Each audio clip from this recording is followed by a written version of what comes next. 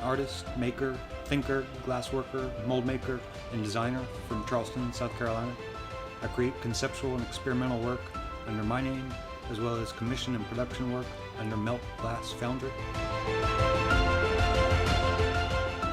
I've been working with mold making and casting for over 20 years, mostly with glass, but also with metals and newer materials like polyurethane resins. I really enjoy the problem solving and experimenting involved with casting. I love the planning and figuring. I love the moment when you open a mold to see if the castings came out successfully. As a lifelong learner, I love learning new processes and techniques to create my work. It expands my artistic palette so that I can make pretty much anything I can design.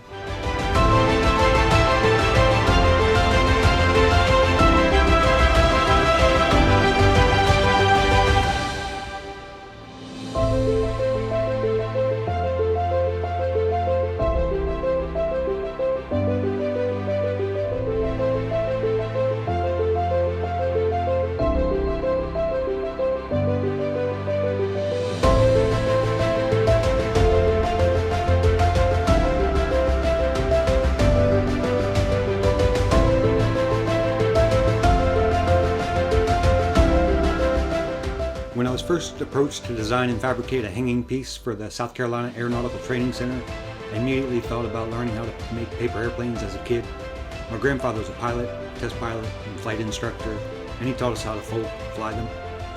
I think you can learn a lot from making paper airplanes. I think the curiosity into what makes a good paper airplane, one with smooth and stable flight, stimulates the problem solver in me and anyone that likes to learn and figure things out. As you keep testing and experimenting, you learn that as you adjust different variables and change the basic design, it affects the flight. It's about problem solving and experimenting, which I guess is why I've always been drawn to paper airplanes and why I love all the processes I use in my artwork. You eventually learn the scientific reasoning behind the different designs and how it causes each paper airplane to fly differently. I think if you're intrigued by this, by how paper airplanes fly, then inevitably you wonder what it takes to make actual airplanes fly. I've always had an interest in flight and aviation. Not only was my dad's dad a pilot, but also my mom's dad and my uncle.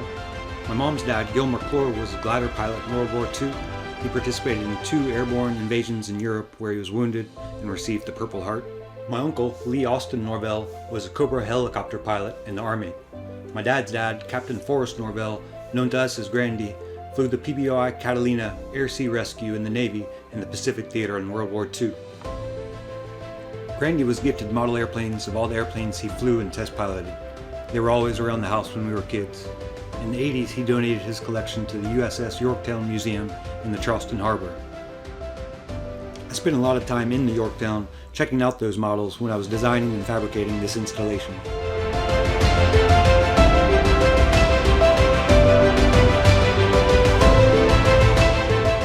I wanted to create something that combined the early stages of learning aviation with the further understanding of piloting and aerodynamics. I figured the combination of the paper airplanes transforming into the model airplanes would be a great installation for this educational institution.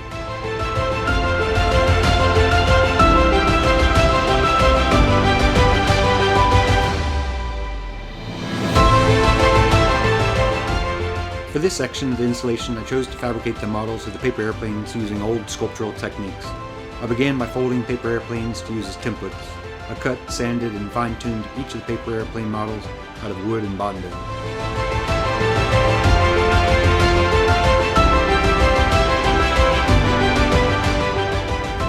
I then started the mold making process, which I've been learning for the past 25 years. This process basically entails making brush-on and pour-on silicone molds of each model. Each model of the paper airplanes and the model airplanes had its own challenges to account for. They all required a different type of mold, some more complex than others.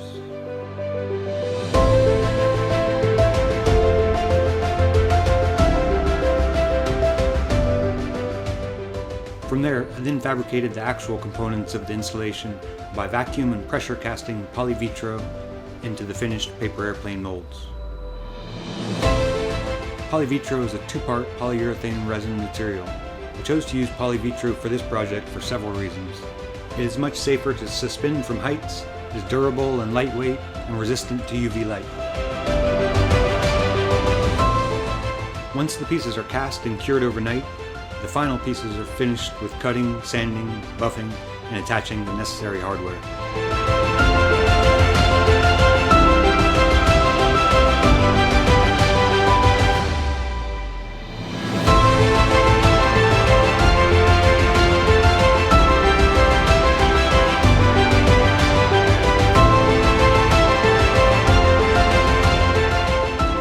For the clouds, I used a similar polyvitro.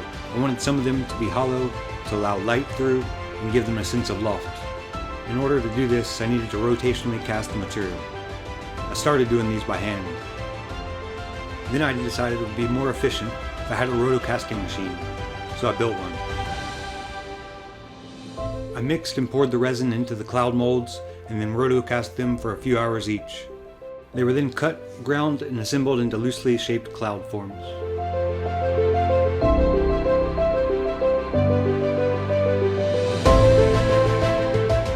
The process to make the model airplanes was similar to making the paper airplanes, but a little more complex. Each model had multiple components that needed to be cast separately using different techniques. Once all the components were cast, I then had to assemble each one. The model airplanes were mostly fabricated by my assistants and I. There may be a few fingerprints of modeling cement on a few of the models as we learned the best model making practices. These pieces were cast similarly to the paper airplanes. However, to get the right detail, I had to cast each model airplane in multiple components. I chose to use model airplanes and a helicopter that had a special significance to me and Charleston.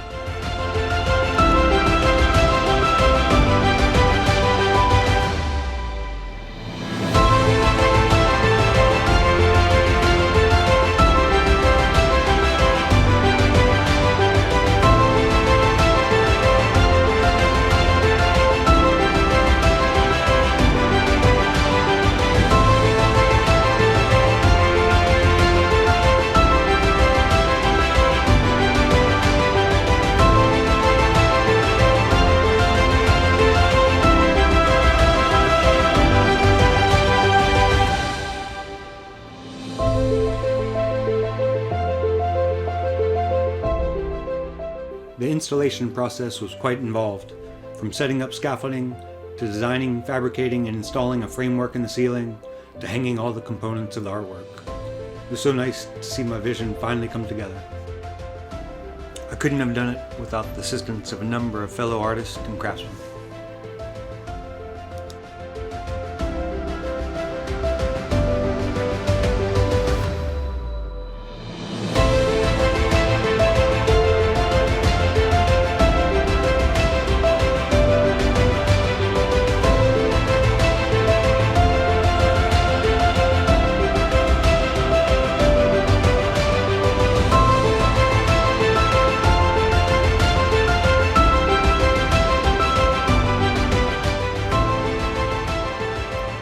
This playful piece follows the trail of imagination and wonder from the early years to a more focused understanding of science with education and training. The flight path from simple paper airplanes transitioning through the clouds to the actual airplanes portrayed by the models.